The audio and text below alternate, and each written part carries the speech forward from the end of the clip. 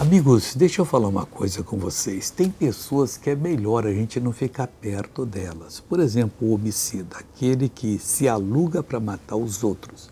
Tem prazer.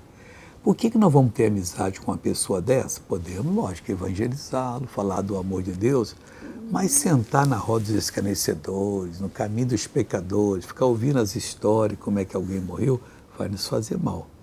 Então, a gente não conversa, porque a vida nossa, para essa pessoa, é como do mosquito. Assim que ele pega o revólver e pá, mata o mosquito, também atira na nossa cabeça, não tem, já perdeu todo o sentimento, toda aquela capacidade de falar, não vou fazer mais o mal. Romanos 3,15, assim, os seus pés são ligeiros para derramar sangue. Então, mas com quem nós devemos ter amizade? Com aqueles que os pés são ligeiros para amar a Deus.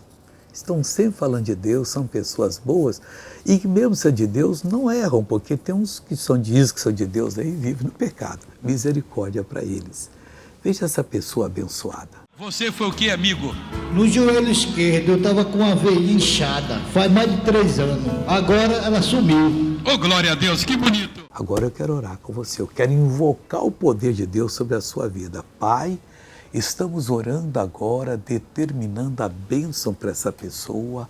Jesus, eu tenho certeza que o Senhor vai abençoar. Eu digo a todo mal, saia em nome de Jesus Cristo e não pode ficar mais. Pai, a obra está feita nessa vida para a tua glória e amém.